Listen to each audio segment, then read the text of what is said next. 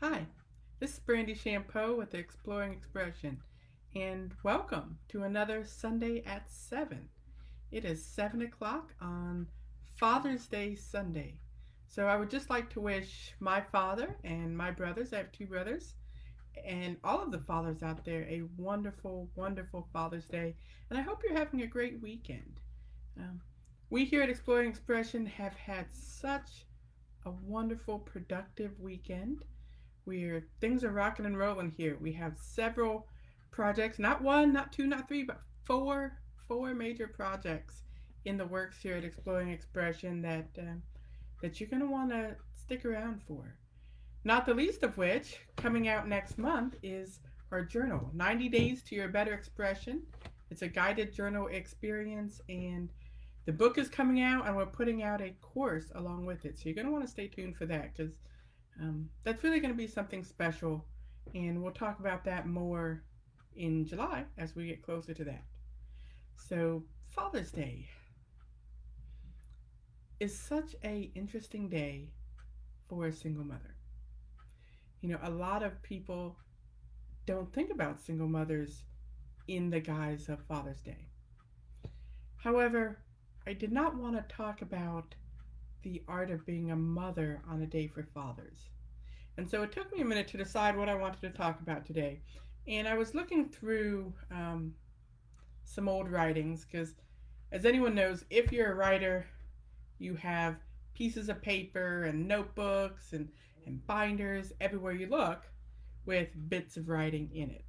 And I have those. And several years ago, I wrote a poem to my daughter. Um, just talking about, she's my oldest child, and and growing up for her as the oldest, especially as the elder sibling to um, siblings with special needs and foster kids and all of the things that came after that, really had a special place in our family. And so I'd written this poem to her, and in it, one of the lines I said was something along the lines of, "She raised me as a mother just as I was raising her as a daughter." She raised me as a mother just as I was raising her as a daughter. And you might be asking yourself, what does that have to do? What does that have to do with Father's Day? Why are you talking about her raising you as a mother for Father's Day? And I titled today's Raising Fathers and Sons. Raising fathers and sons. What does that mean? As we're raising our children, they're raising us. Think about that. As we're raising our children, they're raising us. When your first child is born, you've never been a parent before. So how do you know? How do you know what to do? When your first child is born, you've never done that before. And so it's kind of like on the job training. They're teaching you how to parent as you're parenting them. So how do you know at that moment? How do you know where to start? Right? You look at the examples that you've been given. You look at your childhood and think about the examples that you've been given on what a parent should do, how a parent should act, um, and where do you find those examples? It could be from television shows or from books. I know, I'm a reader, as you can see, or my hoard of books. This is actually as I'm getting ready. We're writing a year-long curriculum, and so I use living books in my curriculum. So I've been doing a lot of that. Um, but when I had my first child, I went through a ton of books. I watched documentaries. I asked people, and then I thought about the lessons I've learned from watching my parents. And I talk a lot on my platform about how if you want to raise learners, your children have to see you being a learner, right? If you want to raise readers, your children have to see you being a reader. Well, what do you do if you want to raise fathers? How do you raise your son to be a father? How do you do it as a father, or how do you do it as a mother? As a single mother, and this is something, that I've thought about and I've struggled with because I have two sons. How do I, as a mother, raise my sons to be a father? And so I thought about that and I thought, what do I want to tell my son? What do I want to tell my son to make him the best father? A, what lessons did I learn from my father, from watching my father, or watching my brothers, or watching the other men in my life? What lessons did I learn about how a father should be so that, both good and bad, so that I can train up my son in the way I want him to go, right? Train up your child in the way that is right, and when they are grown, they shall never stray from it. So, first thing, ready? Boys will be boys is a lame excuse. Boys will be boys is a lame excuse. What does that mean? In a sense, it means be careful of the company you keep. You know, a lot of stereotypical things that boys do, and people look and they're like, oh, boys will be boys. It's okay. No, it's not okay. As a man and as a father, I want my son to be honorable, and I want him to judge his actions and the actions of others by his own code, and not to explain away ignorance. You can't explain away ignorance because it's ignorance, right? Boys will be boys. Well, no, they don't have to be. They can still be great fathers, great uncles, great husbands, great business people, great people. Number 2. The second thing I want to tell my sons so that they can grow up to be fathers like my fathers and like my brothers. Practice respect and respect boundaries. Practice respect and respect boundaries. And those are simple things. Those are things like no means no. Those are things like be kind to elderly people, and be kind to animals, and be kind to children, and really be kind. Why put a label on it? Why say be kind to elderly, be kind to children, be kind to animals, be kind to trees, be kind to nature, be kind to earth? How about just be kind? Respect the earth, respect each other, respect yourself. Practice respect and respect boundaries. That's number 2. So first, boys will be boys is a lame excuse. We're not going to use that in my house. Second, practice respect and respect boundaries. These are the lessons I've learned from the men in my life that I want to pass to my son so that he can grow to be a good father.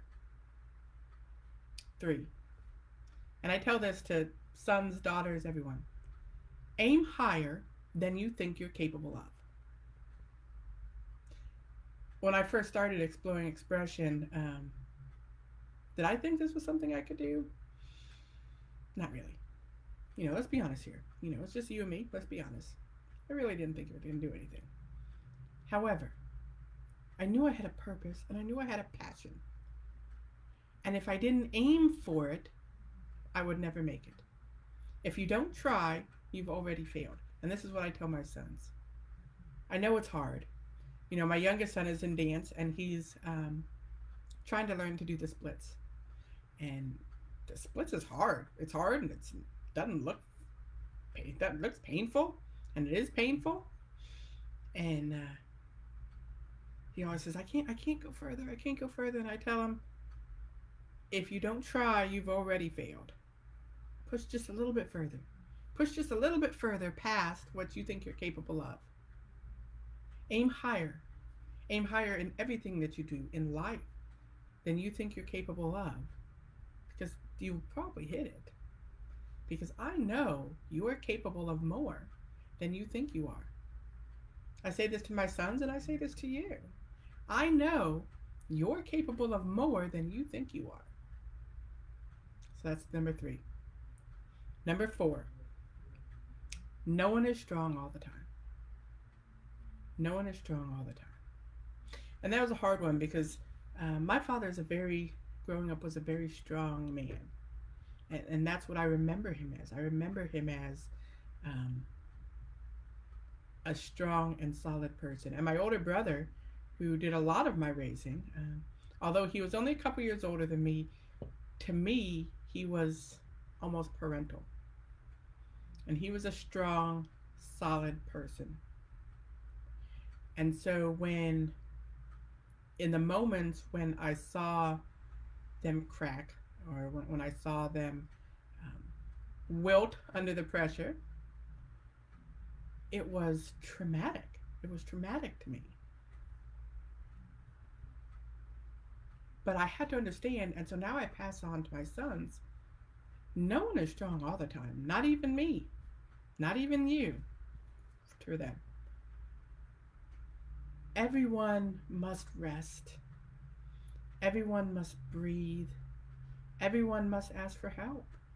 Ask for help when you need it. You know, back to number one, boys will be boys, right? Remember that old adage, I'm a man, I can do this? That's not true. Everyone asks for help. Ask for help when you need it. No one is strong all the time. And we're stronger together. So in that moment when you're not strong, lean on someone. Lean on us. Let's lean on each other. These are things in which I want to teach to my sons to help him grow to be a father.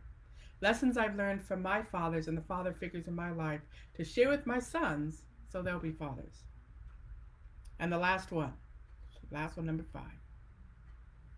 Choose your role models carefully. Choose your role models carefully. And I think as a single mother especially, it's so important to think about who you bring into your son's life. I've not always made the wisest choices. You know, my kids will be the first to tell you that. My daughter tells me all the time, Mom, you don't make wise choices. And sometimes I don't. We're human. But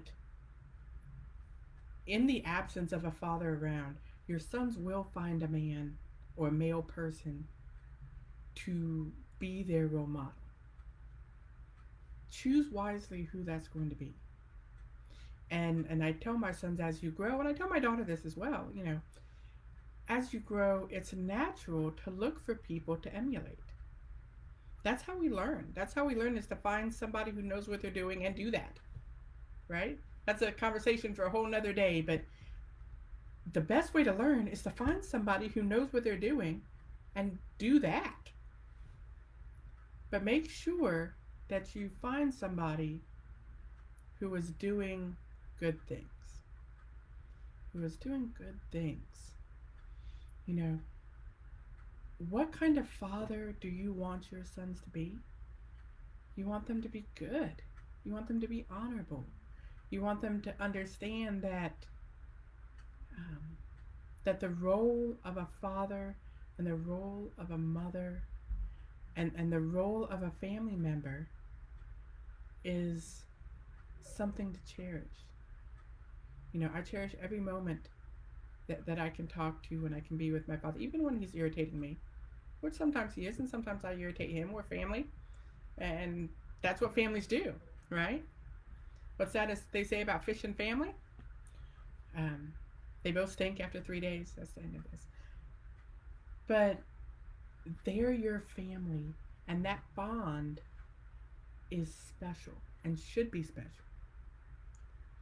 And as I look on my sons, and I'm looking, how do I raise them to be fathers that I want them to have? How do I raise them to be the fathers of my eventual grandchildren? I want them to understand that that bond is special and something to be cherished. That bond between my father and I, the bond between my older brother, who now is more sibling, but for a long time was parental. That bond is something that you keep for a lifetime.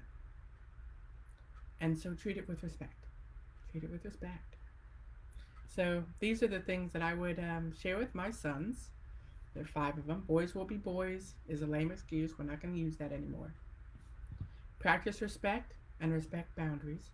Respect boundaries with others. Respect boundaries with yourself. Aim higher than you think you're capable of, because you can meet that. Wherever you aim, you can hit it. No one is strong all the time. It's okay to ask for help when needed. And finally, choose your role model carefully and model something good.